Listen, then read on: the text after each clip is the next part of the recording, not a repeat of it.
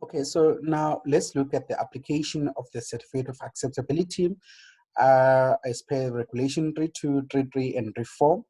Where do you apply to get a Certificate of Acceptability? You will have to apply at your local authority. That means that your municipality, either a district municipality, your local municipality, or your metropolitan municipality, you have a form that you are supposed to complete where you include the details of the person in charge, as well as the nature of their food handling.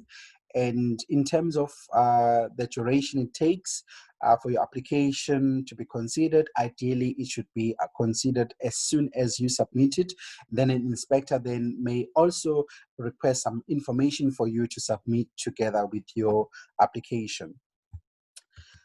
Once then they are certified that they've submitted everything, they will then come to your food premises and then do that inspection. But then what do you need to comply?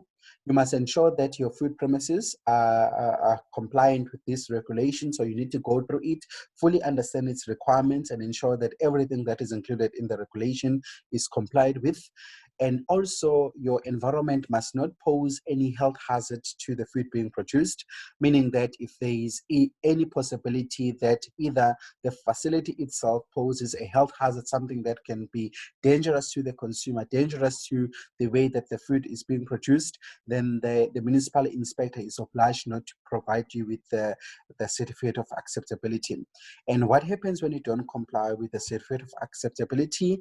It may still be issued as long as the food premise and activities do not constitute a health hazard. So the inspector can use his or her prerogative to determine whether there is a health hazard being posed by your food premises to the food, or there is any potential that there could be external contaminants that can contaminate the food. But they can also grant you an extension up to 6 months if you do not comply with all the requirements of the regulation, and they will use those 6 months to assist you to fully comply. So if you are in possession of a COA, the changes to the food premises regulation to 5 and 6 are not allowed without informing the local authority in advance and in writing. You must ensure that you display your COA in a place that is visible to the public. If this is not practical, obviously, then you must keep the copy and make sure that it is available on request. If any member of the public asks you to provide them with a Certificate of Acceptability, you must be able to do so. You have 30 days to inform the local authority if the person in charge has been replaced. Then the municipality will then immediately send the inspector to re-inspect the facility and issue you with a new Certificate of Acceptability.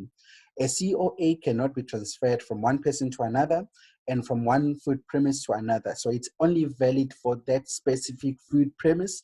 It doesn't matter how many food premises you own.